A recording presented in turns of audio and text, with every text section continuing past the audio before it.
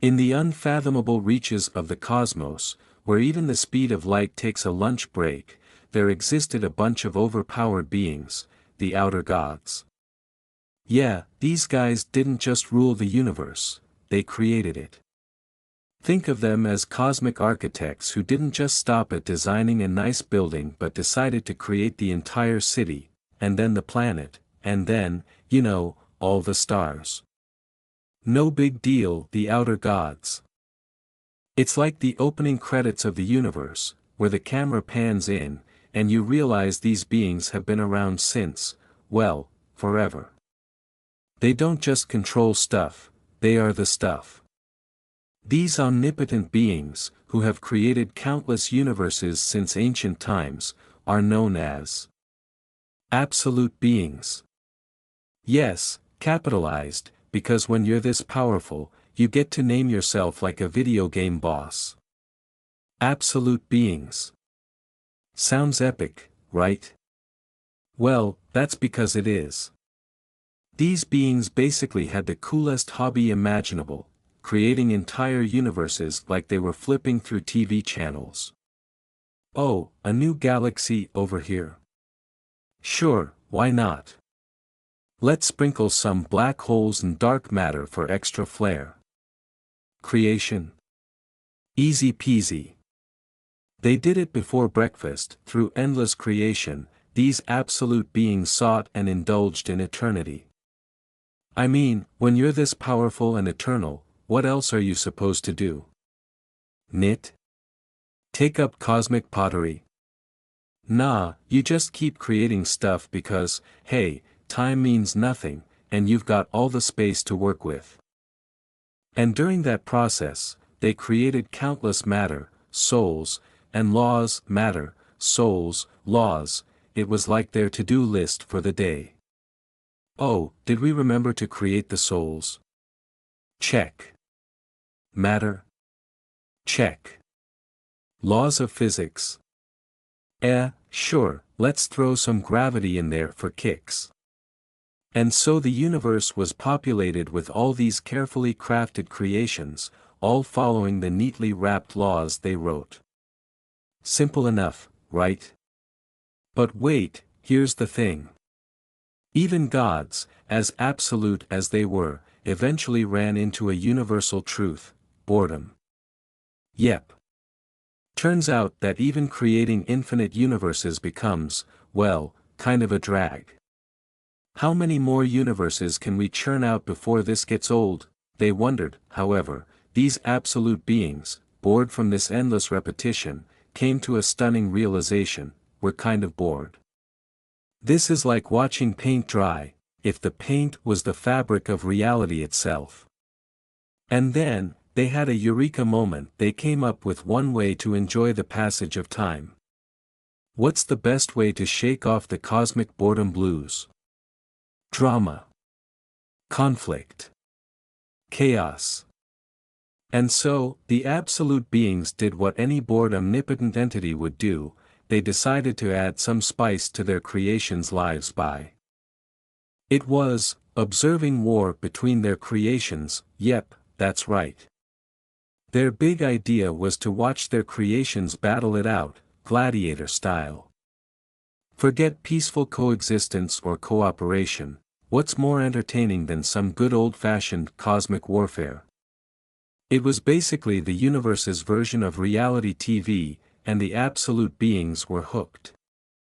They pulled up their metaphorical chairs, grabbed some space popcorn, and sat back to watch civilizations rise and fall, all for their own amusement. And so, war became the universe's new normal. But hey, at least the absolute beings weren't bored anymore, right?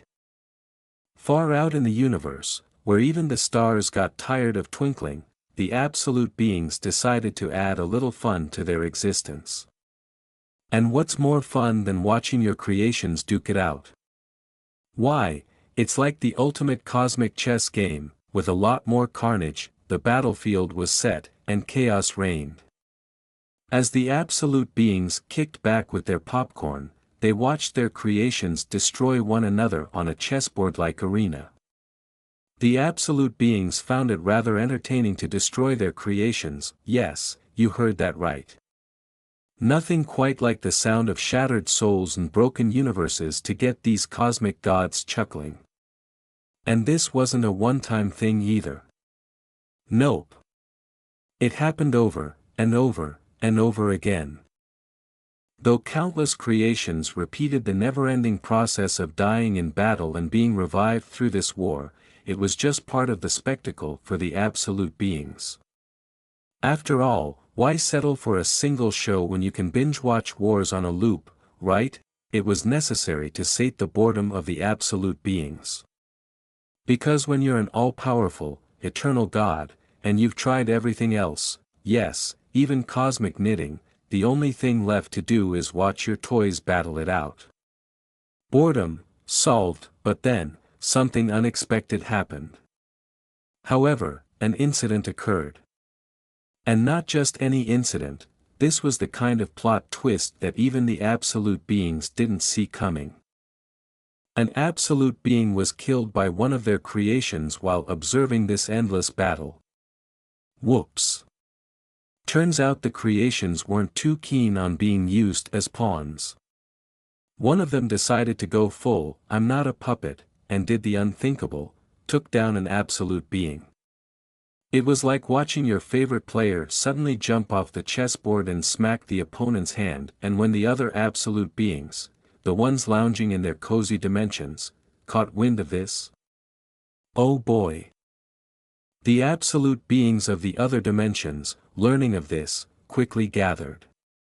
These beings, who thought themselves untouchable, suddenly had to confront the fact that maybe, just maybe, their creations had more bite than expected. It was like an interdimensional board meeting where everyone shows up in their most intimidating outfits. They gathered in one place to observe the world that had lost its master. Because when an all-powerful god gets taken out, it's no small thing. Now, the rest of them had to figure out what to do with a world that had lost its puppet master. Chaos? Drama? Or maybe, an even better show. The absolute beings stood in shock, or at least, as shocked as all-powerful cosmic entities could be. One of their own had fallen. The death of their comrade, felled by none other than a creation, one of their own toys, had grown a bit too sharp, it seemed, caused by a creation that they themselves had created. You could almost hear the collective "oops" that echoed through the dimensions. They probably never expected their cosmic chess pieces to hit back, but here we are. But you know what? The absolute beings weren't exactly known for dwelling on the details. Nope. In true cosmic style, they shrugged it off. Despite this, the absolute beings ignored this fact completely. Details, they probably thought. After all, what's one fallen comrade in the grand scheme of eternal existence? There were more important things at play. Like, figuring out what to do with all this unleashed chaos. They all shared one thought. You could feel the anticipation building in the room as they stared down at the chessboard. Something powerful had been unleashed. A force without a leash. A cosmic wild card. A power with no owner, just sitting there, waiting to be claimed. It was like someone had left the keys to the ultimate sports car in the ignition, and these gods were ready to race for it, and now, the stakes were clear. Will belong to whoever can claim it the first. It was on. The gods' version of a treasure hunt, only with less gold and more cosmic annihilation. Whoever could grab this loose, rampant power would reign supreme. And you know what that means, things were about to get chaotic. We opened to a typical day at a normal high school, students bustling about, lockers clicking open, and an empty soccer field basking in the sun. The usual. But today's different. Today's the day Suho drops the big news. Leaning casually on the desk, with the kind of confidence only a guy who just got a life-changing letter can have, he proudly declares, "I got accepted to Korea University of Arts." Oh yeah, he's feeling himself right now. Meanwhile, the rest of the class. Let's just say they weren't exactly expecting this announcement. The disbelief hits harder than a pop quiz on a Friday. 2 students, sitting nearby, are shocked. I mean, Suho. The Suho Art College. One of them, slack-jawed, struggles to process it. No way. It's like someone just told him unicorns were real. The other guy, utterly baffled, blurts out, "How could someone as unsophisticated as Suho make it into an art college?" Yes, because clearly, being sophisticated is a requirement for artistic talent. The irony here? This guy's got to try again next year, and he's not exactly thrilled about it, Suho, though. He's on cloud 9. He stands there, grinning like someone who just escaped prison. And he's not wrong. Laughing out loud, he says, "Ha ha ha ha. I'm finally free from this hell." His classmates? They're half celebrating with him, half wondering if they're still trapped in this so-called hell. One of them slaps Suho on the back, a weird mix of envy and respect brewing in the air. "Congratulations, Sung Suho. I heard you got into art college." Yeah, you bet he did. With all the nonchalance of someone who's ready to paint his way out of high school nightmares and into artistic glory, Suho's off to chase his dreams, or maybe just avoid calculus. Either way, he's ready for the next chapter. As Suho basks in the glow of his upcoming art college adventure, he catches the attention of someone who looks like they've got a lot more on their mind than just congratulating him. You can practically hear the gears turning as the red-headed guy approaches, trying to make sense of it all. "I never knew you were so talented. Since when were you so good?" The classic, "I'm pretending to be impressed, but also slightly suspicious," tone. Suho, ever calm, just stares back, his thoughts probably somewhere along the lines of, "Here we go again." Enter Kim Song-kyeol, or wait, Lee Yun-cheol. Turns out even Suho can't keep track of this guy's name. Suho, with a look that says, "Do I have to deal with this right now?" mutters, "Kim Song-kyeol, you again? Wrong name, Suho. Way to make things awkward." "My name isn't Kim Song-kyeol, it's Lee Yun-cheol." Ouch. I just got your name wrong, burn. Suho plays it cool though, offering a casual response as if this whole exchange is just another Monday. Is that so? The conversation takes an unexpected turn as Yun-cheol launches into what sounds like the plot of a low-budget action movie. "Thanks to you, my plan to take over the school failed completely." Yup, you read that right. This guy had plans, and not the kind you casually scribble in a notebook during class. No, this was a full-on, school takeover, operation. The guy had dreams. Suho, unfazed as usual, counters with, "Yeah, and I was able to graduate thanks to you." It's a bizarrely casual conversation for such high stakes. You almost expect them to shake hands and walk away like old rivals turned business partners. Meanwhile, in the background, the class isn't exactly thrilled. One student mutters with a sigh, "Yun-cheol's starting shit again." Just another day at this wild high school, where plans to take over the school and accidental name confusion are par for the course. As the confrontation between Suho and Yun-cheol reaches its usual tension, the rest of the class is not impressed.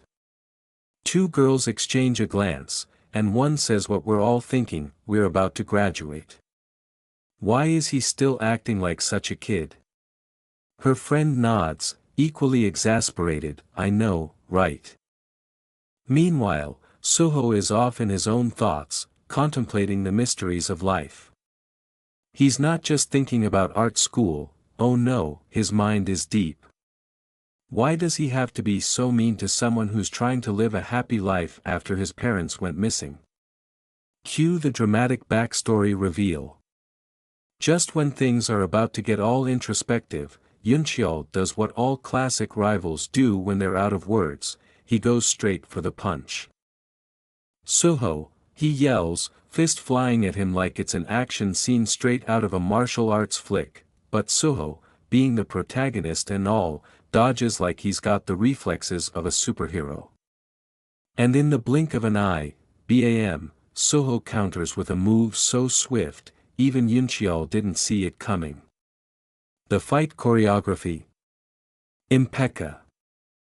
Yuncheol hits the ground, while Suho barely breaks a sweat.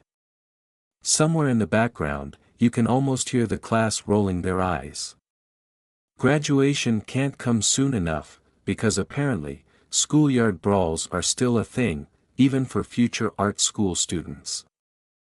Yuncheol, now charged with energy, lunges towards Suho, fists crackling with an unknown power. Suho stands firm, his body poised to react, his expression unreadable. The impact of Yuncheol's punch sends a tremor through the air, but Suho swiftly dodges, just as the ground where he stood splinters from the force. The other students look on, wide-eyed, unable to comprehend what they're witnessing. Why can't we just chill out before graduation? Yuncheol begins, but the sentence is cut short as Suho closes the distance, his movements fluid and precise. He's not the same as before. His sharp gaze reveals the depth of his experience. This isn't an ordinary high school altercation. Before Yuncheol can react, Suho counters with a powerful strike of his own, landing a blow squarely on Yuncheol's chest. The impact sends him flying backward, skidding across the ground, knocking over several desks and chairs. What the hell, it? Yuncheol stammers as he tries to catch his breath. His eyes widen in disbelief as his own energy fizzles out, unable to comprehend Suho's strength. For a brief moment, the classroom is filled with silence. Dust settles as Yuncheol struggles to stand, while Suho remains calm and collected, watching his opponent with an unwavering focus. The other students, who had been frozen in shock, now murmur amongst themselves, some stepping back nervously, others too stunned to speak, but Suho says nothing. His cold, unreadable gaze remains fixed on Yuncheol, who has yet to realize the full extent of the power he's just awakened in his opponent. The tension in the room was thick, with Suho still seated on the ground, staring at his opponent who stood tall, his fists engulfed in energy. It doesn't hurt at all. The red-haired fighter shouted, his eyes filled with both fury and arrogance as energy sparked around him like wildfire. His arm pulsed with a dangerous aura, one that could tear through anything in his path. Without warning, he launched himself forward, his energy fist blazing like a comet. The force from the punch cracked the floor, sending shockwaves throughout the hallway. Suho, though still on the ground, didn't flinch. His sharp eyes focused intensely on his opponent. Meanwhile, the students in the room looked on in horror and shock. A massive crater was left in the lockers, showcasing the destructive power of the red-haired fighter's attack. The air was heavy with dust and energy as the battle's intensity continued to rise. Ha! The red-haired fighter hesitated for a moment, his confidence wavering as he stared at his glowing fist. The sheer magnitude of his power seemed overwhelming, even for him. He hadn't expected his energy to escalate so quickly, and for the briefest second, uncertainty flickered across his face. Suho remained silent, his body unmoving. His eyes followed every action, waiting for the right moment. As the scene unfolded, a new thought began to emerge in the crowd's mind: this was no ordinary fight. Yet, despite the ferocity of the battle, the Suho is sitting in front of him doesn't move. His eyes remain fixed, focused, unsure but observing every moment. The red-haired man's cocky grin falters for a split second, sensing that something is off. His opponent sits still, his silent demeanor foreboding. Suddenly, time fast-forwards 2 years later, Sung Suho walks calmly through the futuristic streets, now older, now different. The city around him gleams with the latest technology and towering buildings. Despite the time that has passed, there's an unmistakable feeling of unfinished business. His casual stride betrays the dangerous life he's led since then, his hardened expression reflects the weight of battles fought and lessons learned. As he walks, leaves fall gently around him, carried by the wind, almost as if foreshadowing what is to come. The college sophomore, once ordinary, is now far more than anyone could have imagined. In the distance, an announcement echoes through the air. All of the classes in the main building have been moved to the side building. Please move to the side building.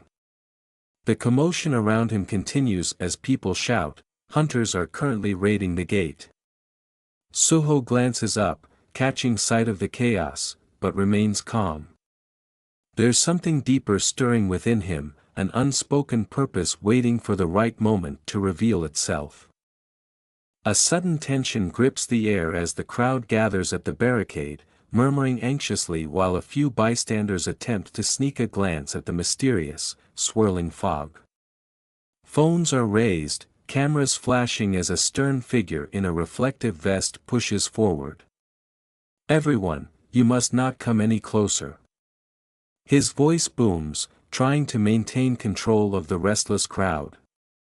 Yet, curiosity battles against caution, eyes glued to the scene ahead. How long has it been since the hunters went in? A man asks, his sharp suit barely ruffled by the chaos around him. His voice carries authority, yet there's a hint of impatience beneath his calm demeanor. A bit over 8 hours, the vest-clad worker replies, glancing at his watch before nervously shifting on his feet. Since it's a D-rank gate, they should be coming out soon. Now. It is dangerous for non-hunter, so please back away. The tension eases slightly, but there's a lingering sense of unease. The crowd isn't satisfied with promises, they want action. A group of young women nearby chatter nervously, one with a mischievous grin whispers, "What do you think will happen if they can't clear it?" Her friend offers a weak smile, trying to mask her unease, "I'm sure the hunters will take care of it." In the midst of the crowd, one lone figure stands in silence, his expression unreadable. His sharp gaze fixates on the swirling fog beyond the barricade as he mutters under his breath, "Another gate, huh?" His mind races back to the birth of the gates, a moment that forever altered the world 3 years ago. The weight of that history hangs over him like a cloud, filled with unanswered questions and looming threats. The crowd continues to murmur around him, but his thoughts are elsewhere, in a battle that has yet to begin. Cinematic tension rises as the gate swirls ominously, hinting that this D-rank portal might hold more surprises than anyone is ready for. The sky twisted violently, a massive, swirling vortex opening in the fabric of reality itself. Cracks formed in the very air, sparking with ominous energy. Below, ruins of buildings smoldered, their stone and steel crumbling under the weight of a force far beyond this world. Gates were what people had come to call them. Passageways into another dimension. But to those who truly understood their nature, they were something much worse, doorways to the unknown, hiding within them horrors unimaginable. In which the monsters within escape and run rampant after a certain amount of time passes. Monstrous forms began to emerge from the darkness of the gate, their eyes glowing crimson, their roars shaking the earth. Clawed beasts, towering creatures of nightmare, each more grotesque than the last, spilled into the world. This wasn't some fairy tale. The monsters weren't here to play nice, they were here to escape and wreak havoc on everything they touched. And if the gate stayed open long enough, there wouldn't be much left of the world to save. But just as humanity was on the brink of collapse, a spark of hope ignited. Humans began to change too, almost as if they were designed to face these creatures. Superhumans, capable of wielding mana, began to emerge, their power shining as brightly as the very gates that threatened their existence. They were called Awakeners. Among them, warriors clad in gleaming armor, their blades charged with glowing energy, stood ready to face the monstrous tide. Awakeners weren't just warriors, they were humanity's last line of defense, as the monsters raged and the world teetered on the edge of chaos. Concluded quickly after an awakener named Wu Jinchou created the Hunters Association, gathering them all under a single banner with the title of Hunter. Their mission? To hunt, to protect, and to survive. And so, as the world changed and monsters continued to emerge, the hunters prepared for battle, determined to stop the chaos from consuming everything. This was humanity's final stand, against the monsters, against the chaos, and against fate itself. The war had only just begun. The world, once simple and familiar, had become irrevocably divided. On one side stood the awakened, those who had been gifted with extraordinary powers and now lived as hunters, warriors of unrivaled strength. On the other side were the unawakened, regular civilians, going about their lives in the shadow of these superhumans. A hand grips a brush tightly, scratching the surface of a canvas. In the quiet of an art classroom, students focus on their work, drawing, sketching, and painting, oblivious to the monumental shift in society around them. But one student isn't so lost in his work.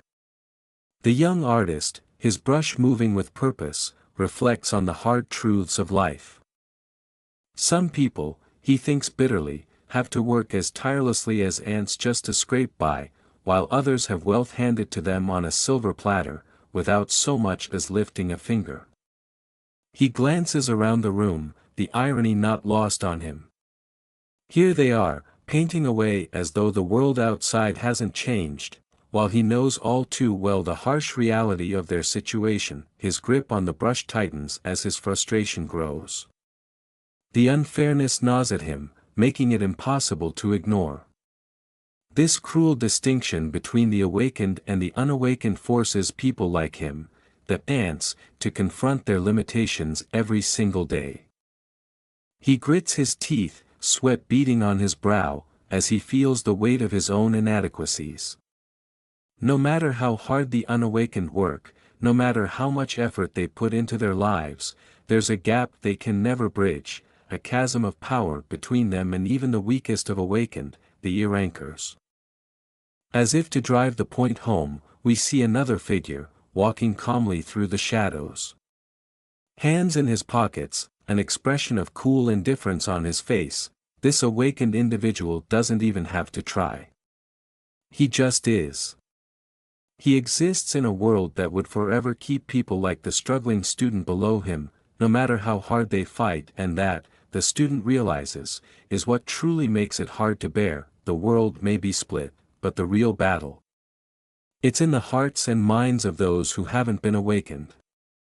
The world will come to an end if the hunters don't close the gates. It's a simple but crushing truth. Standing in the light, the main character reflects on this fact, his expression unreadable, but his thoughts heavy. In other words, while the unawakened can't survive without the awakeners can live just fine without them. It's a sobering reality. The fate of the unawakened, the ordinary people, is in the hands of the superpowered awakeners. Yet, the awakeners, they don't need anyone. It's a one-sided dependence, and the character can feel the imbalance that he continues to work on his canvas, the brush moving swiftly as if it's the only way to channel his swirling thoughts. A realization hits him, that is why everyone is thankful to the hunters. After all, They are the heroes, the ones who keep the world from collapsing under the weight of monsters, danger, and chaos. After all, aren't they the reason an unawakened like me can live in peace? He grips his brush a little tighter, the tension clear in his movements. But despite this acknowledgement, something nags at him, a thought he can't shake off. But a worry began to grow in the corner of my heart. As his brush strikes the canvas with increasing intensity, the doubts bubble up from within. He wonders if he's becoming too used to this dynamic, too accustomed to being the one with no power, the one dependent on others to protect him. Am I just slowly growing accustomed to not having things? The question lingers, echoing louder in his mind. His brow furrows as memories flash before him, memories that fuel the doubt and worry in his heart. The protagonist is reflecting deeply on his past, thinking about the things that define him. My missing parents, he starts, recalling the image of a family that seems distant now, a father, a mother, and a baby, all framed in a moment of a happier time. But that warmth has been replaced with a grim sense of vulnerability. But dude, where's your auntie? Grandma? Your father's old comrades? His self-proclaimed brother? And the high school girl? My survival, which relies on others, he continues. In his mind, he recalls scenes where his fate seemed completely out of his control, like a puppet with its strings tangled by other people's hands. Even in moments when he thought he could achieve anything, reality always came crashing down, and with that, the weight of his realization settles in. He's been surviving, but not living. He's been existing in a world where his fate is not his own, where the awakened hold the keys to his future. He recounts, after having everything taken from me, a sense of helplessness filled the hole in my heart. The visual shifts to schoolmates, probably from his past, walking by with smug faces, reminding him of the time when he felt completely powerless. My mother used to always tell me that I was becoming like my father quite well, he recalls, perhaps a bittersweet memory considering the weight of his current circumstances. Then, a question arises, how did his father escape this feeling of helplessness? The scene darkens as the protagonist ponders this, almost as if the question haunts him. As the imagery grows more intense, his name is called softly, Suho. A close-up of his shocked eyes signals his return to reality. Now, we're pulled out of his deep thoughts and into the present.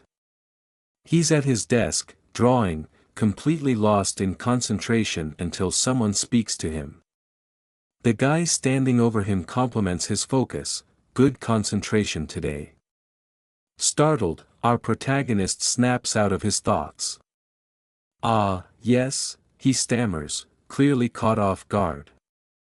His friend or colleague asks, what are you having so much fun drawing?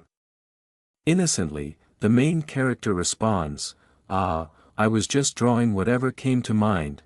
Then comes the teasing jab, were you drawing an ant? It's quite inventive for an ant. Well, maybe it might be more appropriate to call it an ant person. And finally, there's a moment of quiet introspection, as our main character thinks to himself, why did I even draw this? It's a mix of heavy reflection followed by a slice-of-life moment, with a touch of humor. Our protagonist seems to be dealing with some serious inner turmoil, but in this moment, he's just a guy trying to find some peace in drawing weird ant. Suddenly, the scene cuts to a dark, intimidating figure. The creature, drawn in jagged lines, looms ominously. And there he is, where are the others? What happened to Kim Chul? As the tension rises, the perspective shifts again, this time outside. The hunters are coming out, someone announces as people start to gather. From the portal, a team of figures walks out confidently, their mission clearly a success. Whoa, a spectator exclaims in awe, they look so relaxed. They must have succeeded. And sure enough, a group of elite-looking hunters stride out, their armor glinting in the light. They walk with purpose, exuding an air of quiet victory. In this scene, Hunter Kim Jong-soo just finished a successful dungeon raid, and one of his colleagues congratulates him with enthusiasm, saying, "Great work, Hunter Kim Jong-soo." Looking slightly tired but still composed, Kim Jong-soo confirms, the dungeon raid went successfully. But just when things seem like they're wrapping up, Jong-soo drops an unexpected detail, "Also, I have something to report to the Hunters Association." Dramatically, he reveals, "We encountered a new type of monster." As he recalls the event, his expression turns serious. The next thing we see are terrifying monsters, humanoid creatures with flames blazing from their eyes and mouths. He explains, they were humanoid monsters with blue flames spouting from their eyes and mouths. He goes on to describe how they attacked using claws and fangs, but surprisingly, their attacks weren't powerful at all. Jong-soo then reflects on the encounter, casually admitting, "Since I'm still fine after getting scratched by their attacks, there isn't much to them, but..." He remains on alert, clearly still thinking through the implications of facing these strange creatures. Another hunter listens to Kim Jong-soo's report and responds with relief, saying, "I am happy to hear that they are not too dangerous." However, the situation isn't entirely dismissed as the hunter acknowledges that they are still definitely monsters that we haven't seen since the birth of the gates. Finally, with a formal tone, the hunter instructs, "Then Hunter Kim Jong-soo, please make sure to draft up a simple report about what happened during this raid." It's clear this discovery is going to need some more attention, but at least for now, things seem under control, kind of. As the scene unfolds, we find ourselves in the midst of a tense situation. A man is depicted with a look of shock and fear etched across his face, his eyes wide and mouth agape, clearly sensing imminent danger. The intensity of the moment is accentuated by the sudden, sharp sounds filling the air, the distinct zzz and zzz noises that could either indicate something approaching fast or a surge of electricity crackling through the air. Cut to the next frame, we see a group gathered around what appears to be a limp figure. The atmosphere is heavy with anticipation and uncertainty. The focus shifts to a man in a yellow hard hat, holding a tablet, clearly trying to make sense of the situation. Beside him stands a figure clad in armor, exuding an aura of authority or perhaps preparedness for the worst. Other figures linger in the background, their expressions hidden, but their body language suggests concern. The next moment reveals the man in the hard hat examining the body closely. "Hunter Kim Jong-soo," he mutters in disbelief, as if confirming the identity of someone who shouldn't be here, or at least not in this state. The body hangs suspended, eerily still, with a sword planted firmly in the ground beside it, the aura of a silent battle lingering around. But before he can complete his thought, the scene takes a wild turn. The expression on the hard hat man's face morphs into one of pure terror as the once lifeless figure suddenly springs to life. His eyes glow with an unearthly light, his mouth opens wide, releasing an electrifying roar that crackles through the air, filled with energy and intensity that could knock someone off their feet. "Are you?" The hard hat man barely gets out, his voice filled with confusion and panic as he is cut off by the monstrous, almost otherworldly scream. The roar grows louder, filling the air with a power that seems to distort the very fabric of reality. The man in the hard hat can barely hold on to his composure, and everyone around him is left wondering, what on earth just happened? Who, or what, is this Hunter Kim Jong-soo?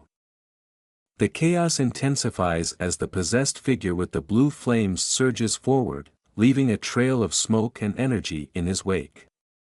Those nearby, an armored soldier and a girl with a determined expression, freeze in shock as the atmosphere grows heavy with tension. The girl's eyes widen, sweat trickles down her brow, and she mutters under her breath.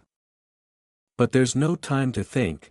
The resurrected man, his eyes now glowing with an eerie blue light, lunges at one of the bystanders, lifting him off the ground effortlessly with one hand.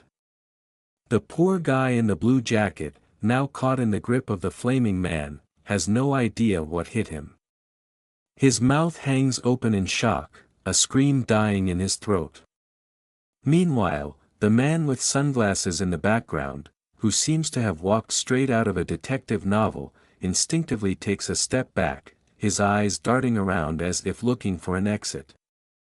The girl observes closely, noticing something familiar in the spectacle before her. Those blue flames, they're just like the monsters in the dungeon, she exclaims, her voice trailing off in realization. But before she can finish her thought, the flaming man's head whips toward her with a sharp glare, his expression unreadable, yet filled with malice. The realization hits hard, this isn't just some random occurrence. It's a pattern, something they've encountered before in the depths of those dark dungeons. Without warning, a powerful force blasts through the air. The girl with the blonde ponytail and her companion are flung backward like ragdolls, tumbling over each other as they hit the ground. Whoa! Her companion yelps in surprise, desperately trying to regain their footing. The sheer power of the blast leaves cracks in the pavement, the smoke rising in angry tendrils around them. A moment of eerie silence follows. Then, chaos erupts once more. The bystanders, clearly not ready for this kind of action, scramble for safety, their faces a mix of panic and fear. The desperate cries echo through the air, a sharp contrast to the low growls emanating from the figure in the center of it all. The air is thick with tension, and the smell of smoke permeates everything. People scream and run, some tripping over each other in their desperate bid F. We witness a dramatic scene filled with action and chaos. A young man in a yellow jacket is overwhelmed by fear as he is assaulted by unseen, presumably supernatural, forces that manifest as swirling dark shadows. The scene is electrified with intense energy arcs and ominous glows, enhancing the sense of danger. The man's terrified screams, represented by the bold KYAAA and AHH, echo through the air, amplifying the horror of the moment. His body language, recoiling in horror, suggests he was completely unprepared for this terrifying encounter. The atmosphere shifts to a somber and eerie calm after the storm. Here, we see the aftermath of some unknown calamity within a modern building, possibly a school or a business office. A young man, crouched and distressed, is comforted by another who stands tall, exuding calm and control amidst the chaos. The scene is marked by a stark contrast between the earlier violence and this quiet moment of human connection. What's going on? From behind a shattered window, a young artist and his classmates look on, confusion etched on their faces. What is that? The artist mumbles, his hand gripping a paintbrush, as if it could somehow ward off the impending danger. His friend, peeking over his shoulder, nervously adds, "Are they fighting each other?" As if on cue, a new wave of screams fills the air. Several of the workers, now with their eyes glowing an unnatural blue, begin attacking one another, their movements jerky and unnatural, like marionettes controlled by unseen hands. The students gasp, horror mixing with disbelief. Their glowing blue eyes, they're like monsters, someone exclaims. A student steps forward, his eyes wide with fear. Please don't tell me it's a dungeon break, is it? The words hang heavy in the air, sending a shiver down everyone's spine. Panic surges through the crowd like electricity. What are you doing? We need to run away, someone shouts. Another argues, no. We should wait here for the hunters instead. Inside the building, a teacher's assistant, Mr. Lim, looks flustered as the students around him start to panic. "Ta Lim, you're an awakener. Do something," they plead. But Mr. Lim, sweating profusely, waves his hands nervously. "No, I'm just an E-rank, so." His sentence trails off into a series of uncertain dots as the group stares at him, their hope fading fast. Suddenly, a chilling presence is felt. The blue-flamed figure slowly steps onto the rooftop, its eyes locking with Suho's through the window. Suho gulps, his legs shaking slightly as he realizes that no one is safe, not even the weakest among them. In the twilight haze of a seemingly ordinary cityscape, an eerie calm is shattered by the sudden appearance of a sinister figure shrouded in ghostly smoke. With an enigmatic KOI, this spectral entity descends from a rooftop, like a harbinger of chaos poised to unleash pandemonium. The scene quickly escalates as another character, caught in the turmoil, is violently hurled against a wall. The impact resounds through the air with a sharp KUH, marking the collision's brutal force.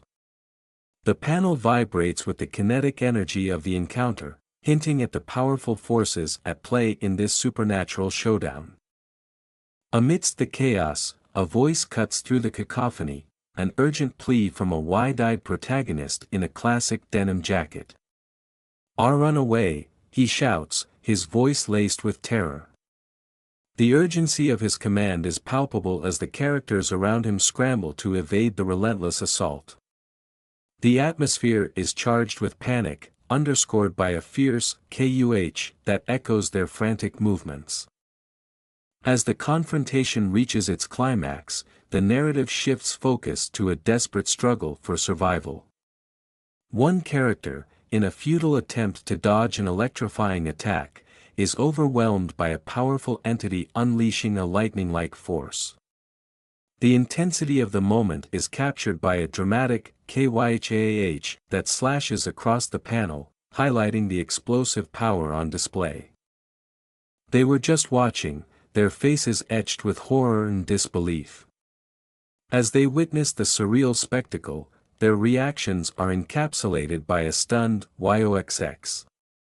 Their expressions provide a lighter, almost comedic contrast to the terrifying display of power, balancing the gravity of the situation with a hint of humor. As chaos unfolds in the city, our intrepid protagonist, in a moment of sheer bravery, or perhaps foolishness, shouts, everyone! Run away!" His command, though valiant, is somewhat undercut by his own panicked retreat, marked by a flurry of KOKs that make it sound like he's stuttering more from fear than from any supernatural chill.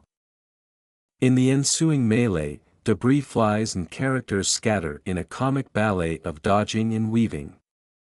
Amid the confusion, one less fortunate soul cries out, I can't get up." It's less of a heroic stand and more of a confession you'd expect at a particularly intense yoga class. As the scene grows increasingly dire, another hapless fellow gasps, "Help me." The woman's voice is less a commanding shout and more of a desperate whimper, the kind you might hear when someone realizes they've accidentally started a horror movie marathon with no way to find the remote. The climax of our tale of misadventure arrives when someone decides that enough is enough. "I'll call a hunter," Suho declares, with a determination that would be inspiring if it wasn't for the fact that they're sprinting away faster than one might flee an awkward conversation at a family reunion. Amidst the chaos and crumbling concrete of the city, our not-so-heroic hero experiences a full-blown crisis of conscience. With a dramatic gesture to the heavens, or perhaps just to the upper floors of the shattered building, he laments, "Damn it, why did I even say that? I just left her to her death." It's the kind of melodramatic monologue you'd expect at the climax of a tragic opera, not in the middle of a supernatural smackdown. As he stumbles through the debris, our protagonist's internal monologue takes a turn from regret to self-chastisement.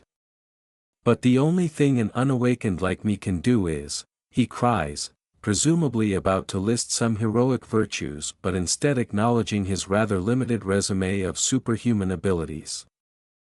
Then, as if caught in a loop of motivational speeches gone wrong, he berates himself further. King unawakened again. Nothing will change if I don't do anything and just keep making excuses. It's the kind of pep talk that might make a life coach facepalm. But our guy is determined, or at least determined not to just stand there and monologue while the world ends.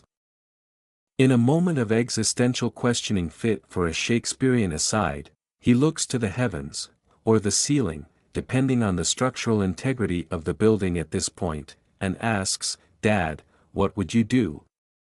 It's a poignant question, filled with the gravitas one might feel when asking for guidance at a critical crossroad, or when you've accidentally locked yourself out of the house. In a moment of cinematic introspection, the scene opens with a haunting image of our hero, shrouded in a soft, ethereal glow. His face, partly obscured, conveys a depth of emotion that words alone cannot capture. It's a quiet before the storm, a brief respite filled with contemplation and perhaps regret, set against the backdrop of a once peaceful city now teetering on the brink of chaos. But the calm is shattered as suddenly as it arrived. A burst of sinister blue energy explodes into the scene, heralding the arrival of unspeakable power. The atmosphere crackles with raw, electric fury as it echoes through the air, a sound that seems to vibrate in the very bones of the city. The hero's moment of peace is violently interrupted, and he is thrust back into the harsh reality of the battle that awaits. The doorway frames a young woman, her expression a mix of horror and disbelief, underscored by a startled hic. The destructive force unleashed moments ago now threatens to engulf her, the crackling energy illuminating the fear etched on her face. It's a snapshot of impending doom, of ordinary lives caught in the crossfire of a battle far greater than they could have imagined. As the hero leaps into action, the panels shift rapidly, capturing the fierce and frenetic movement of combat. The villain, or perhaps another victim of the tumultuous power at play, appears overwhelmed by the same sinister energy, his features contorted in pain or rage as Ka fills the air. The scene is a chaotic symphony of light and shadow, energy and emotion, each frame intensifying the sense of imminent danger. The face of the young woman, now overwhelmed by despair. Tears streak down her face as she gasps in terror, the reality of her situation sinking in. The stark contrast between her vulnerability and the overwhelming supernatural forces at play paints a poignant picture of the human cost of this conflict. In the heart of a catastrophic maelstrom, our protagonist is engulfed by violent surges of electric energy that twist and arc around him in a frenzied dance of raw power. The scene is charged with a visceral tension, the air thick with the crackle and hiss of unleashed elemental fury.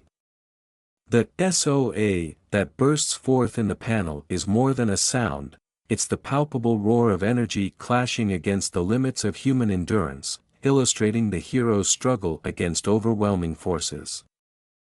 As the battle escalates, another frame captures the action at its peak. Here, the hero is depicted in a dramatic descent, propelled backwards by the force of the confrontation. The vivid MHP screams across the panel, mirroring the explosive impact of his collision with unseen adversaries. Debris scatters around him like shards of broken reality, each piece a testament to the brutal confrontation unfolding. This is not just a physical battle but a visceral fight for survival. The focus closely on Suho's face, a study in agony and determination. Sweat beads on his brow, mixing with tears that streak down his weathered cheeks. The emotional toll is etched deeply into his features, marked by lines of stress and shadowed eyes that speak of fatigue and pain. As he braces for yet another assault, a desperate thought crosses his mind, encapsulated in the poignant dialogue bubble: if it was Dad, then he'd definitely. This thought reveals his inner turmoil, juxtaposing his current desperation with the ideal of strength he believes his father would embody in such a dire situation.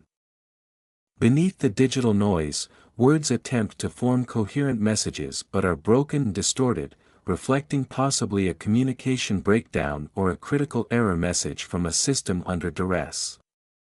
The text fragments hint at layers of meaning or commands that are crucial yet only partially comprehensible. Notice, and in unknown words, it may suggest directives or alerts that are vital to the context of the unfolding drama. What is waiting or Suho? In this scene, we witness Suho reflecting on a dream that seemed like an endless game. It all begins with the thought, "I had a dream a long time ago," hinting at the distant yet vivid memory that followed. This dream was no ordinary one, it resembled a game where the stakes were high, and each level held its own set of dangers. In order to defeat the monsters progressively getting stronger per floor, setting up the typical game-like experience where each level brings harder challenges. It's almost as if we're watching the grind of a determined gamer, battling foes one by one, leveling up with every victory. "I leveled up and fought again and again," speaks to the relentless effort and constant self-improvement. Every foe they faced was merely another stepping stone to greater strength. There's a humorous undertone here, it's as if the character is stuck in the world's longest RPG. And just when things couldn't get more intense, stakes rise. As monsters became stronger, I, too, needed to get continuously stronger. Well, of course. As if it's some twisted game of keep up, Suho faces stronger and stronger enemies, pushing them to their limits. One can't help but chuckle at the absurdity, there's no end to these foes. Through numerous battles and hard-earned victories, Suho reaches a pivotal moment. "I finally reached the highest floor." Cue the dramatic lighting and triumphant music. This line signifies not just progress, but the ultimate achievement. Suho now stands on the top floor, having fought their way to the pinnacle of their quest. We are left on the edge, eagerly wondering what challenge awaits now that they've leveled up to the max. The dream may have resembled a game, but the stakes and effort were as real as it gets. Our protagonist's journey is a never-ending grindfest of epic proportions, and we're along for the ride. In this intense scene, our protagonist is finally facing the ultimate challenge, the final boss. As the battle unfolds, we hear his thoughts, "The final boss I encountered there was powerful. This is no ordinary opponent, and despite being the enemy, there's a strange sense of admiration from Suho, who admits, though he was my enemy, I couldn't help but feel envious and even awed by his power." But here's the twist, and for some reason, the identity of the final boss was. The suspense is palpable as Suho recognizes the figure before him. The realization hits hard, this powerful, intimidating figure, is none other than his own father. Dad?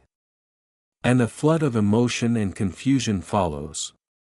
It's a lot to process mid-battle.my dad, Suho reflects further, almost in disbelief. It's probably because the image I had of my dad was reflected in my dream.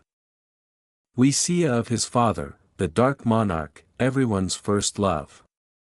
Don't tell Hunter Cha.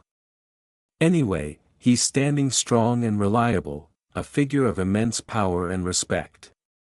It makes sense now why this battle feels personal. All my memories from solo leveling suddenly floods in. Suho wonders, how was he able to become that powerful? It's as if his dad is not only the final boss but also the ultimate role model. In a shift back to reality, the scene changes to a physical challenge, no longer a dream, but a life-or-death scenario. Suho thinks, "Dad?" As he braces for impact, his legs moving before his mind can fully catch up. There's a dash of humor here, imagining what Dad might have done in this same situation.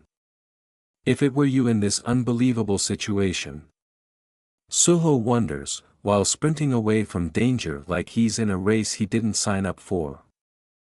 Powerful attacks flying through the air.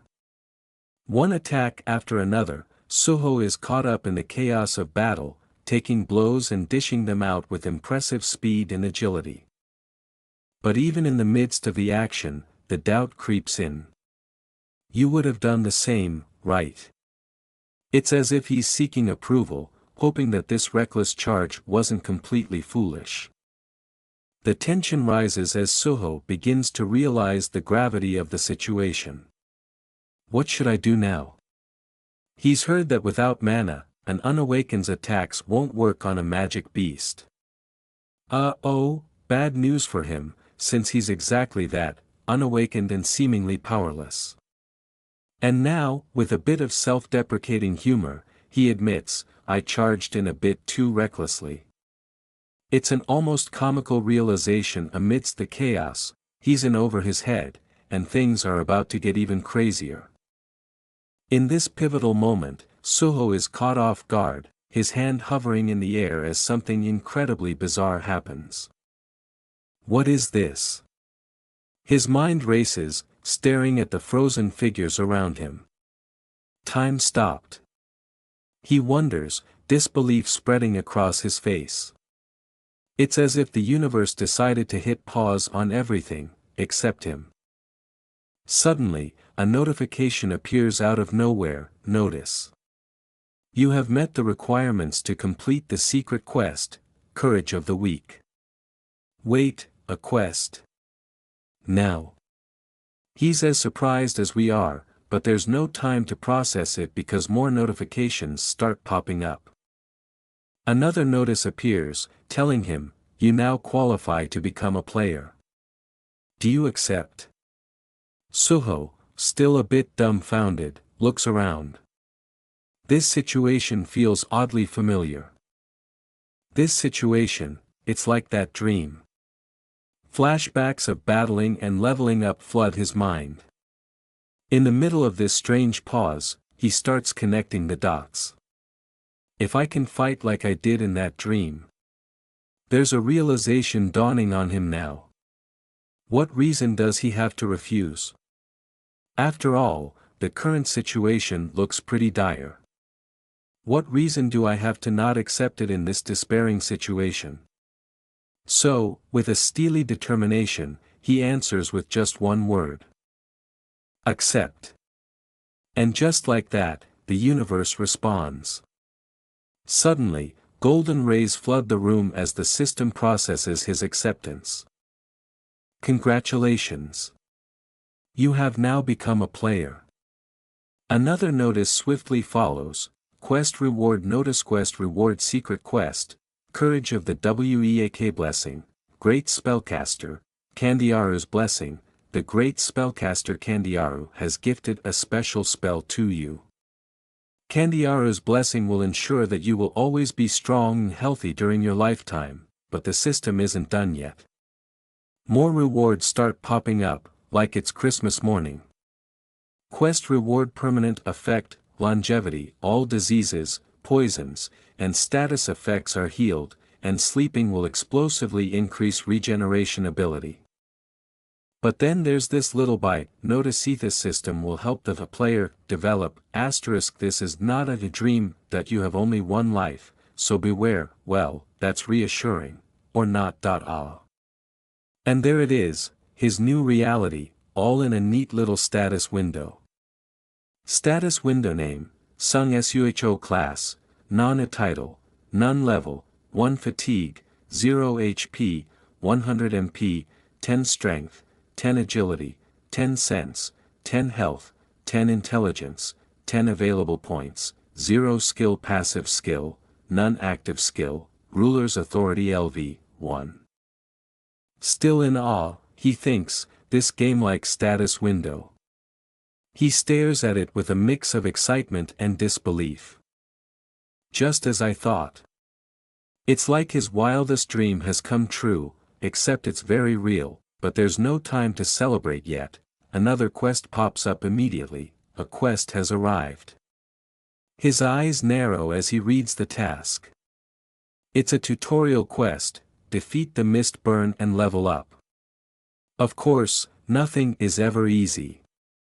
And just as he processes that, a massive, hulking figure looms over him, ready to fight.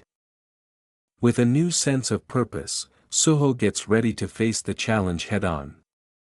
It's game time, but this time, there's no reset button.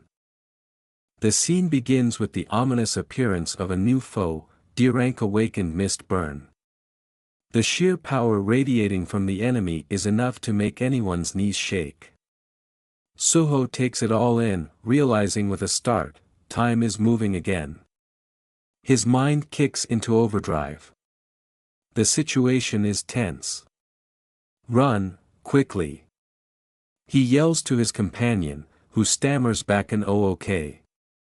As the urgency of the moment hits them, Suho, while trying to manage the situation, can't help but notice something surreal: the name tag on top of their heads.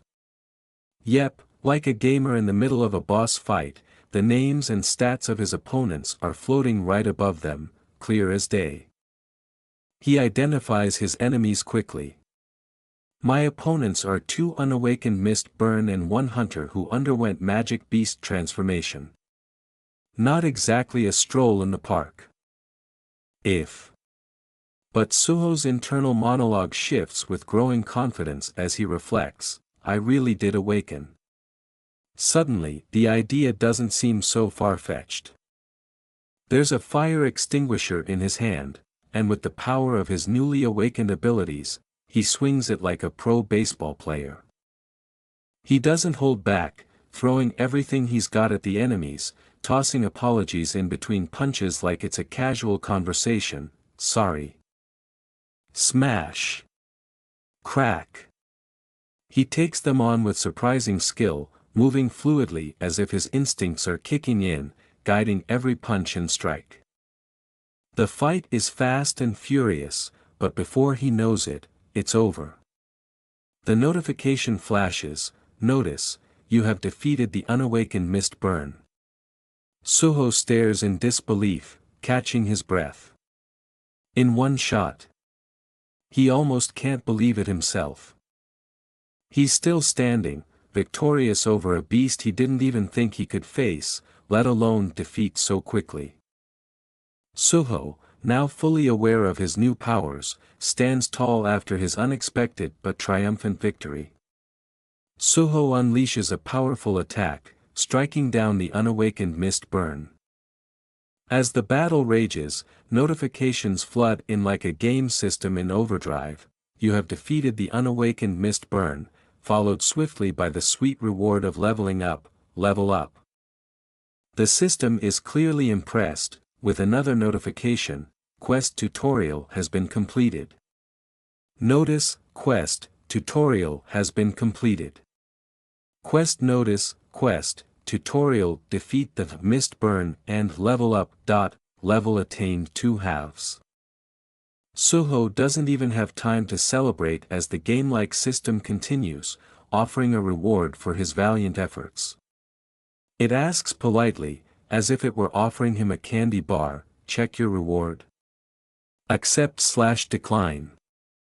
Of course, there's only one option: accept. In a moment of realization, he thinks, now I'm sure of it. I really did awaken. There's no doubt in his mind now. His newfound powers are real, and he's not just some regular guy anymore. He's awakened, and the game has changed for good.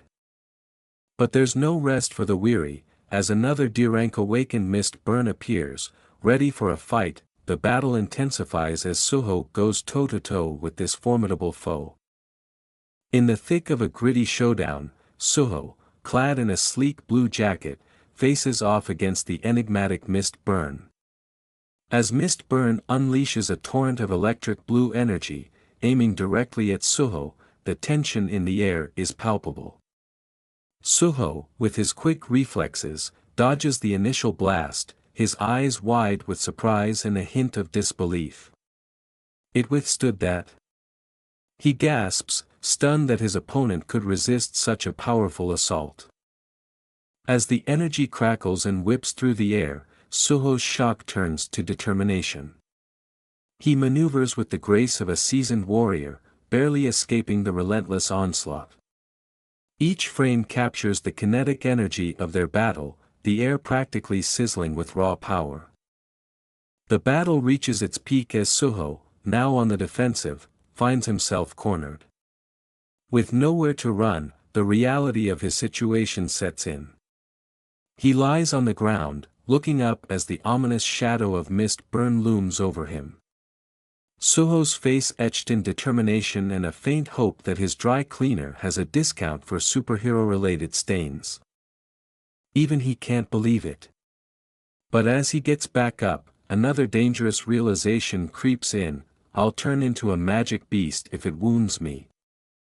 Am I really going to become a magic beast right after awakening? The stakes are higher than ever. One wrong move, and he might lose control. Just as despair begins to settle in, a notification chimes in with a reassuring tone: a harmful status effect has been detected in your spirit. And almost as if the game feels bad for him, it continues: the status effect is lifted due to the effect of longevity. Saved by the system. Suho's mind races as he pieces everything together. Longevity. Now that I think about it, I remember seeing that in the status window earlier. He recalls that helpful trait, realizing it's what's keeping him from turning into a magic beast. With newfound confidence, he surges back into battle, ready to take down the remaining Mistburn. But this is no easy fight, and the D-rank enemy is still a formidable opponent. As the fight wears on, Suho grapples with a sobering thought: if I'm weaker than the D-rank who became a magic beast, that means I'm E-rank. I just became an awakened, and I'm already worried about rank. It's a heavy burden, but there's no time for self-doubt as the battle rages around him. Suho desperately searches for an opening, thinking, there has to be something. But just as the tension reaches its peak, a sudden realization hits him like a bolt of lightning. Ah! What exactly he's figured out, we don't know yet, but whatever it is, it's bound to be BIG.IN this action-packed scene. Suho stands firm, accepting the reward with a determined accept reward. The system responds immediately with a list of rewards, boosting his stats. Reward 1, Stat Point plus 5. Reward 2, Strength Stat Point plus 3. His strength increases from 11 to 14, but there's no time to savor the victory as the battle rages on. With a burst of energy, Suho lets out a fierce roar, "Arah!" He charges at his opponent, the D-rank awakened Mistburn, launching a full-on assault. However, even with his enhanced strength, the Mistburn proves to be a formidable foe, and the fight drags on. He dodges and attacks, but it seems his blows aren't landing the way he hoped. As he takes stock of the situation, Suho comes to a sobering realization: even with the strength increase, I still can't defeat this thing. It's a frustrating moment, but he doesn't back down. In a quick decision, he decides to pour all his remaining points into strength. Then, I'll put all the points I got as a reward into strength. His strength surges from 14 to 19, and he clenches his fist, feeling the raw power course through him. This is no ordinary leveling system. An awakener who levels up. I've never heard of that before. He's breaking the rules of the game, becoming stronger even after awakening, something unheard of. Since ranks are decided upon awakening, and no awakeners became stronger than their ranks. Yet here he is, defying all conventions, surpassing limits that shouldn't be surpassed. Though I don't know who determines the ranks and the unawakened. As the fight intensifies, Suho reflects on how powerful this newfound strength is. But if I got the power to escape from that damned structure. He doesn't know who determines the ranks or the unawakened, but right now, none of that matters. All that matters is the battle in front of him. The walls crumble around them, their attacks shattering the structure. The stakes are high, but with his newfound strength, Suho isn't backing down. The fight escalates as both warriors unleash everything they've got, their blows sending shockwaves through the room.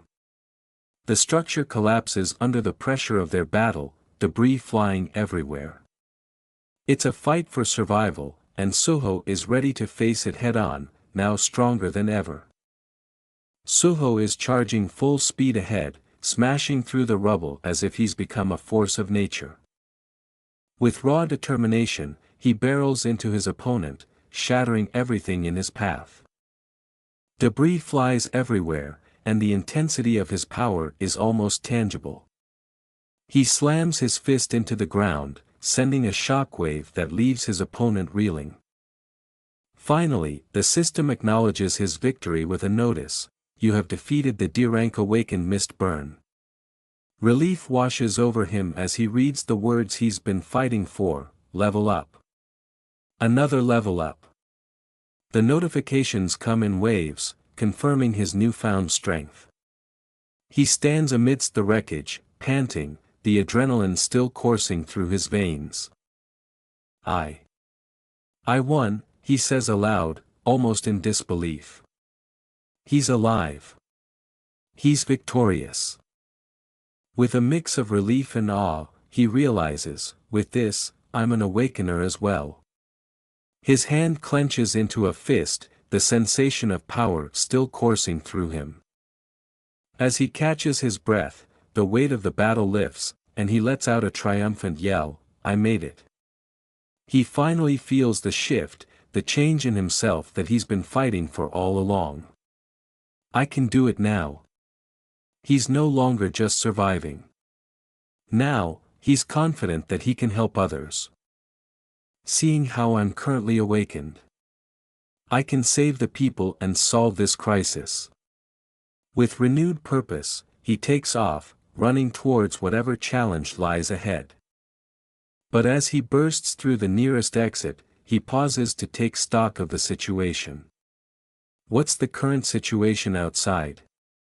His mind races, already strategizing the next move. That's when he sees it, a new threat, looming large. His eyes widen as he stares up at his new opponent, C-rank awakened mist burn. His jaw drops as he realizes the size of the challenge ahead. "Huh?" He blurts out in disbelief. It's not over yet, there's always a bigger boss. This time, it's a C-rank enemy, and things are about to get even more intense. In the final moments of this chapter, the air trembles as an earth-shattering crash occurs. The massive form of the C-rank awakened mist burn plummets from the sky like a meteor, smashing into the ground with an explosive force. As the siren sounds, people around the vicinity start to panic. Dungeon break at the University of Art's repeated announcement blares as they warn the civilians and unawakened to vacate the area. Reinforcements started to head in the scene. We request all civilians within the area to promptly evacuate. People pours in the streets, children's clutching their parents' hands, terrified teenagers coming from school, anxious adults who just want to go to work. All of them were trapped, not knowing what would happen next, just hoping that the reinforcement will come in time. Military reinforcement now on standby, but really just now when a lot of people, students and faculty, have been casualty. They stand guard as they assess the scene, spotting some awakened monsters across the building. "Damn it, people are dying, but all we can do is stand by and watch," the soldier said with resignation evident on his face. When is the hunter sent by the Hunter Association arriving? Even though they can't do anything, they still survey the R and make sure they can rescue whoever they can. It seems it's taking some time to assign a hunter of rank B or above. The soldier started to panic as he assessed the situation that seems too impossible to be solved. I mean, he just want to earn his paycheck and here he is B rank. Didn't he? They say this gate was D rank. Their captain just chilling out there smoking like there were no monsters rampaging. Well, the association is taking the fact that the hunters were infected. Look. If you just shived back that hunter that was scratched, this is not a problem. Not my thoughts, but probably what the smoking captain thinks. Could it be? As the soldiers took a look at his tablet containing the information on who may be infected, that a C rank hunter was infected, and their worry was confirmed when they saw the list. Kim Jong-soo, tank rank C. As if on cue, Mist Burn enters the scene with his sword on hand, visibly much stronger than before. What the hell? Suho, recovering from his previous shock, braced himself and started moving in a defensive position. Did it jump here from a lower floor? Yes hun, he just did, so I advise you to start moving before he starts swinging that big ass of a sword. A C rank Mist Burn, he really is burning with that electrifying blue. Seeing how it even has a weapon, it's definitely different from the previous Mist Burns. Hell, I wasn't informed that leveling up comes with an equipment. But I leveled up a moment ago. Could I stand a chance? Suho started doubting himself as Mist Burn continues to level up. Even though he just defeated him, the skills level difference is already showing. But even if that were the case, Suho still positioned himself in a fighting stance. Mist Burn swings his sword towards Suho. He is lucky enough to dodge it. I really suggest leveling up your luck, Suho, you'll need it in the future. Mist Burn continues his attacks. It shows the difference of physique, stamina and combat level between the two of them. Suho was able to dodge it, but until when? This is insane. You're more insane dodging all those powerful attacks as expected of Jinwoo's son. As Mist Burn prepares for an attack, Suho already prepares a counter. He went to grab a fire extinguisher and throw it in the direction of Mist Burn's sword. The explosion of the fire extinguisher doubles as a smoke screen, giving him time to prepare for another attack, or at least collects himself. Suho runs out of the room after the fire extinguisher explodes. There's no way I can face a monster like this, he says, running away while thinking of what to do next. You know, Suho, if that were me, I would play dead. Hell, from the first swing I would already be dead. Just tell your dad to summon me as a shadow army. So there's a reason for awakeners being split into ranks. Really, you just realized that now? This little sure. When will the hunters get here? Even with newly awakened power, Suho doubts his own abilities as his other opponent is already an experienced awakener. If I can just hold out until another hunter arrives. News flash, you're the only one who can defeat him. Poison neutralizer, remember. Mist Burn emerges from the room. This guy still has the stamina to fight. Suho, noticing that Mist Burn is out, sharpened his gaze and surveys the scene, finding out what he can do about the situation on hand. C rank Mist Burn, sir, you look like you have rabies from mana oozing with energy. He started to hunt Suho with one goal in mind, to kill his opponent. He looks left and right trying to find which way Suho went. Suho, confused on why Mist Burn suddenly turns his focus to another direction. As he turned, he saw what caught Mist Burn attention. No way, Suho exclaimed after spotting a couple of students that were at the rooftop waiting to be rescued. But do they really need to expose themselves instead of hiding? If I were Suho, I will anyways. Huddling together, visibly scared and shaking, one student says, let's wait here until the hunters arrive. No, you should hide. They'll arrive soon, right? Asked the other student. The student in black jacket suddenly realized someone was looking at them. Mist Burn launches his attack. He jumped from the open space to the rooftop, swinging his sword and aiming for the students. 1 second they were still here, another second passed and then they were gone. Suho shouted to warn them, but he is too late. The only thing that was left was the damage that was made after Mist Burn swing his sword. From the looks of it, no one will survive that shot.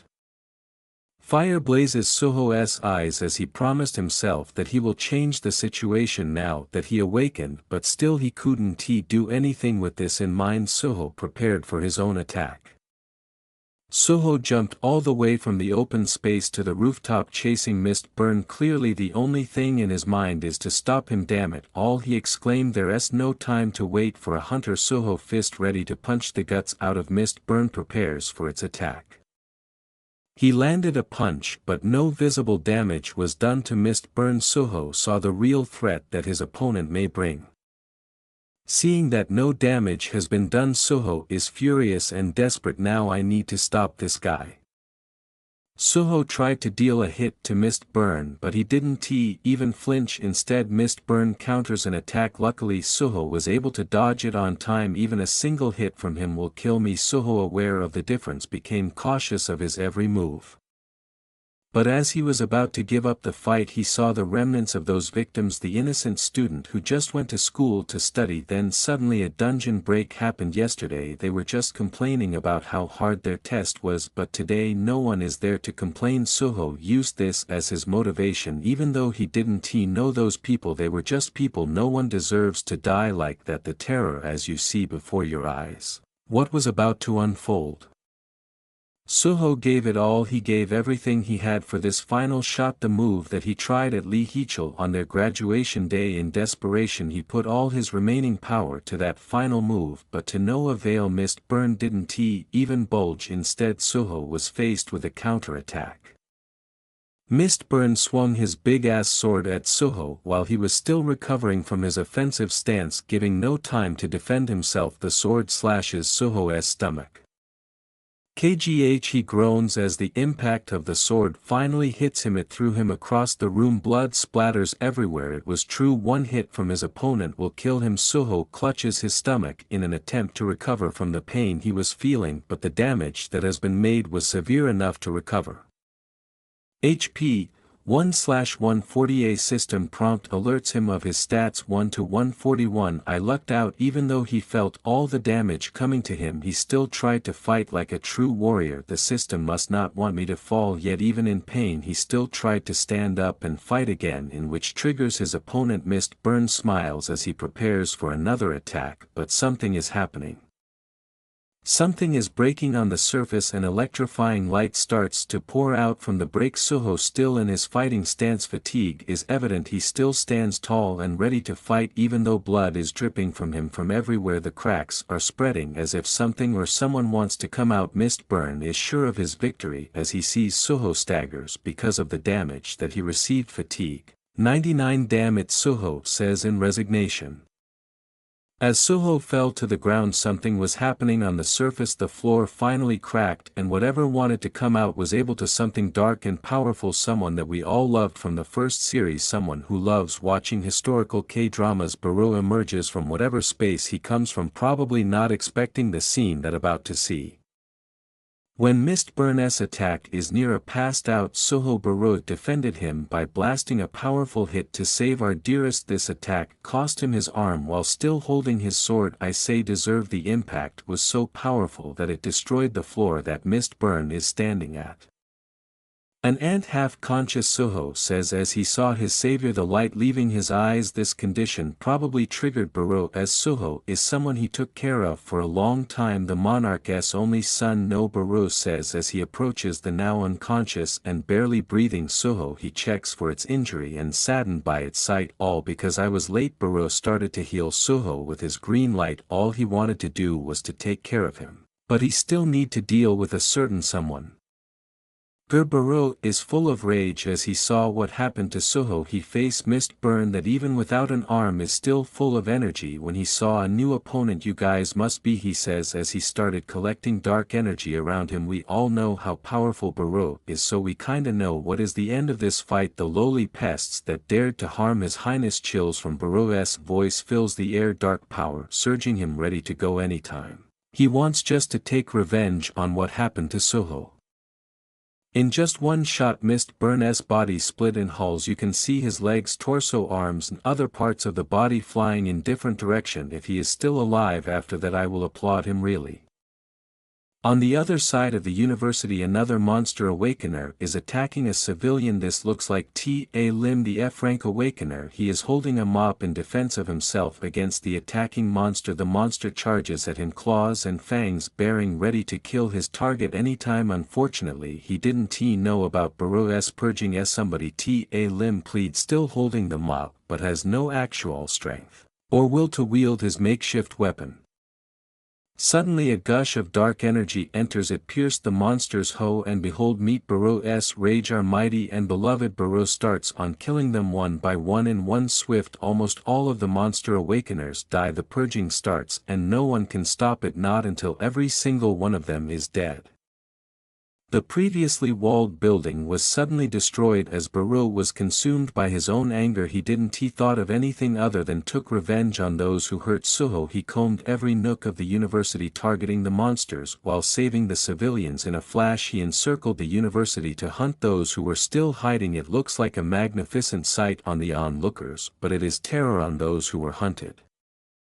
The soldiers on standby was surprised on what happened. The whole thing is done even before they realized what was happening. Glass shard from the broken window is dangerously flying around. Beru, satisfied on the result of his purging, comes back to the resting Suho. If not for Suho almost dying, the reunion looks majestic with the view of the skyline. After destroying everything, Beru kneeled as he says, "It has been a while." He looks at Suho like a long-lost uncle. Young Monarch. The memory begins with a young Suho passionately drawing Beru. But it wasn't just Beru. Seems like even the other shadow soldiers were once a nanny of Suho. It's just that Beru was the only one who can communicate with him, so he does most of the babysitting. Beru, in pink flowery apron, stepped into Suho's playpen. When Suho saw him, he exclaimed in happiness, trying to show him his drawing. "Keek," Beru exclaimed when Suho proudly gives him his masterpiece. "Why, young Monarch, are you drawing me?" Still teary-eyed, our ever-dramatic Beru thanked Suho for the drawing. This Beru is touched.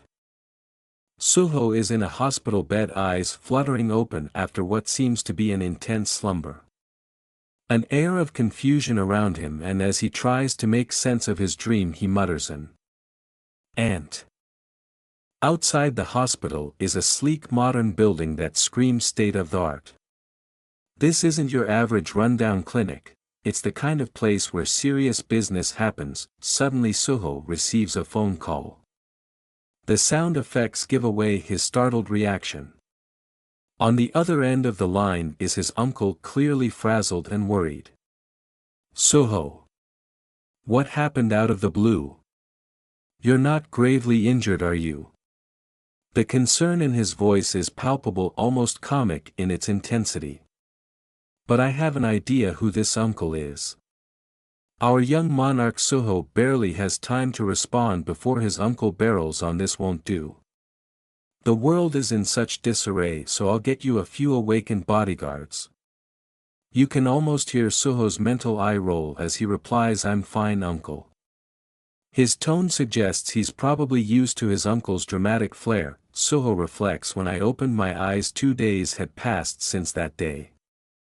News flash on the television, regarding the incident at the Korea University of Arts that caused an uproar across the country these past few days.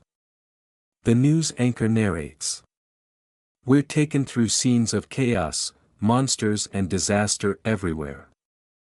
The news anchor continues, "Due to the numerous casualties, this incident became a hot topic in many ways. You think, but it gets worse. The discovery of mist burns monsters that could infect even hunters and turn them into monsters flashes on the screen. Yes, you heard that right, hunters turning into monsters. Talk about an occupational hazard." The scene shifts to an incident that happened right in the middle of the city. Despite its central location, the Hunters Association's response was delayed, leading to chaos. When the hunters finally arrived, they were greeted with a grim sight. All the mist burns in the university were dead, but not by their hands. The people who became monsters suddenly burst and exploded in front of me. So one of the survivors says when he was being interviewed by the news station. Now we're back to Suho in his hospital room, shutting the TV down. He looks contemplative and maybe a tad confused. Suho reflects, "As expected, my awakening wasn't a dream." Moreover, an awakener who gets stronger as he levels up, his tired eyes glancing at his stats window as it materializes before him, revealing, status window name, Sung Suho class, none title, none level, 5 HP, 140 MP, 14 strength, 22 agility, 14 health, 14 intelligence, 14 sense, 14 available points, 0 passive skill, none active skill, ruler's authority LV, 1. He scratches his head puzzled by the way I thought I was cut by a C-rank awakened mist burn. How did I survive that? Before he can delve further into his thoughts, a massive aura seeps into his room, a figure emerging from the shadowy depths. Suho stares wide-eyed, a bit freaked out but steady. That's because I Beru have gotten rid of those trash. A shocked Suho looks down, a dark presence starts forming on the ground. Out of the darkness steps Beru, radiating power and exuding a confident demeanor. Long time no see, young monarch, declares Beru, eyes glowing fiercely. With a hint of nostalgia and pride Beru continues, young monarch, when did you grow up so wonderfully? I can't help but feel overwhelmed with emotions. It's a sentimental reunion between master and protector, underscoring the dramatic shift in power and the impending threats they'll need to face together. His memories began flooding back like a burst dam. In a series of vivid flashbacks he recalled a colossal ant that stood guard over him in his childhood. Like gathering scattered pieces, my memories came flooding back. I know this ant. When I was young he was one of the dark creatures that stayed with me. But why had his memories deserted him until now? He wondered, why did I forget him until now? Beru's voice cut through his thoughts. I Beru have crossed dimensions to meet the young monarch. Confusion stacked upon confusion and the questions continued. And why did I live with those dark creatures when I was young? An undeniable sense of familiarity washed over Sung Suho. I have so many things I'm curious about. More than anything. From what I remember, I don't think you were this small. You're an ant, right? With a sense of pride Beru explained, this is an effect of consuming a lot of mana while crossing dimensions. I'm usually dashing and menacing. Sung Suho's gaze shifted slightly upward. The system window says you're a private grade, though Beru's fiery indignation couldn't be missed. Keek. To treat this martial grade Beru as a private, you system bastard. While this tiny tantrum unfolds, our protagonist reflects on the mutual benefits of their reunion. Anyway, I got all better because of you too, right? He says, throwing a thumbs up. Beru, ever the modest healer, responds, hee, I may not look like it, but I'm a skilled healer. Beru gets to the crux of the matter, revealing his purpose. My goal for coming here was to release your seal. But I didn't expect your seal would just break all of a sudden. Confused, our protagonist asks, seal? The panels end with a visual of the outside world, leaving the mysterious seal an unsolved puzzle. Is that seal related to the dream I had? Images from that dream flash through his mind, intense battles, powerful warriors, glimpses of a war-torn world. The voice in his head, wise and somewhat cryptic, speaks with reassurance. You may think it's a dream, but it's all things you actually experienced. You're much stronger than when you fought me. With wide eyes and a mixture of awe and confusion, Suho listens on. Beru continues, even though the great shadow monarch Sung Jin-woo sealed your powers along with your memories, wishing a normal life for you. A shocking revelation hits him like a bolt of lightning. He mutters in disbelief, my dad, as I thought you were related to my dad who left home. His heart racing, he grips the seal tightly, his mind racing faster than his words. He didn't leave home, he went to outer space. The penny drops and it's as big as a spaceship. Outer space, what does that mean now? He questions, still trying to wrap his head around the cosmic twist. Beru, ever patient and filled with a touch of amusement, breaks it down for him. To put it simply, it starts. Silence fills the room as if even the inanimate objects are holding their breath. The explanation finally comes. The great shadow monarch Sung Jin-woo left for outer space and is at war with invaders who are trying to take over the world. Suho eyes wide with shock exclaiming my father is protecting the world. Beru confirms yes from Iterum gods of outer space. The revelation leaves him pondering the giant cosmic battle his father is involved in. As Suho contemplates the Beru continues Iterum are sending their apostles and invading our world. With a thoughtful look on his face he connects the dots. While on my way to meet the young monarch I Beru LSO tore apart countless enemies. His mind races with the implications piecing together the complex puzzle of his parents' absence. The fact that gates and monsters are appearing on Earth must have been this war's influence too. Curious about his mother's whereabouts he inquires then did mother go with him? Beru shakes its head sadly replying no, she went missing on the day that she disappeared from our world. So I thought they might be together. Suddenly chaos ensues. Beru screeches kiekk. The source of this cry is revealed as a shadowy monstrous figure hovering ominously. Amidst the chaos a figure with a stern gaze observes everything unfolding. With mounting urgency this character identifies the alarming situation exclaiming Miss Hain is missing. Clearly they hadn't planned for this kind of crisis. Behind them another voice cuts through the tension shouting Iterum. It seems like they're blaming an elusive group known as the Apostles of Iterum on Earth for this sudden complication, speculating that they've laid an insidious trap.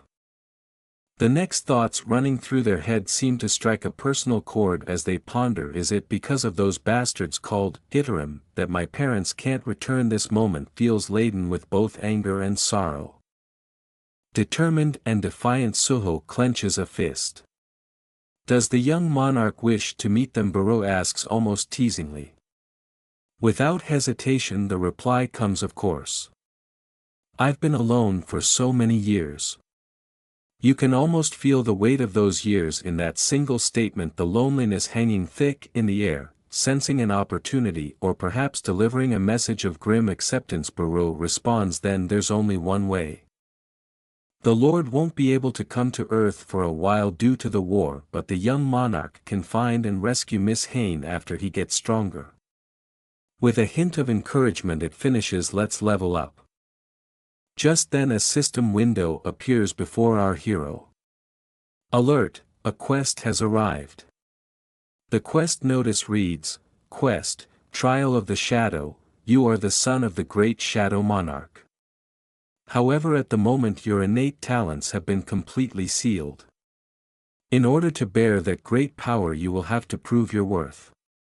Enter the Shadow Dungeon and prove your worth. Suho nods, understanding the gravity of the situation. He reaches out towards a glowing key labeled as the Shadow Dungeon key. Rarity, type, this is the key for entering the Shadow Dungeon. It can be used on Sung Suho's shadow. Suho sighs but accepts the quest. A glowing key appears labeled Shadow Dungeon Key. Naturally the instruction comes next, stick that key into your shadow. Of course, why wouldn't you stick a mystical key into your own shadow? Seems legit. With a dramatic flourish Suho follows the command. The key melds into the shadow, triggering an awe-inspiring transformation scene straight out of an epic movie. Lightning crackles and shadows twist, opening a portal that beckons him forward. Go ahead. Enter and take all the power that should have belonged to you, young monarch. Booms Beru, adding a touch of pep talk. Suho steps forward and contemplates. I still can't believe it. He's torn between disbelief and the reality of the situation. Outer space, the war with the gods, or the Shadow Monarch, they're all nothing but nonsense. But still, if I can meet them again by getting stronger, I'll level up all I can. In a heartwarming flashback, images of happy times with his family flicker through his mind. It's enough to solidify his resolve. Beru go to Earth and release Suho's seal. Beru, ever the loyal minion, promptly acknowledges, setting off to complete this critical task. Do you mean the young monarch seal? Beru asks just to be sure they're not making a cosmic mistake. Yeah, Iterim's invasion may have spread to Earth, confirms Jinwoo. Return Suho's sealed powers and memories, and protect Earth yourself. It's a tall order, but someone's got to do it. For the rest, I allow you to act at your discretion depending on the situation, concludes Suho, leaving Beru some room for creative problem solving. Beru mulls it over, remarking sarcastically, my discretion. If he's leaving the rest to my judgment. Well, nothing could go wrong with that, right? I, Beru, shall remain at the young monarch's side and watch over his growth, the loyal servant vows, solidifying his dedication. The portal finally opens wide, revealing a desolate yet eerily beautiful landscape. This strange place, filled with ruins and devoid of life, is described as the land of the dead, where the living can't step foot inside without the master's permission. Beru calls it what it is, the Shadow Dungeon. Suho steps forward into this enigmatic realm, which feels like it's straight out of a high-stakes fantasy novel.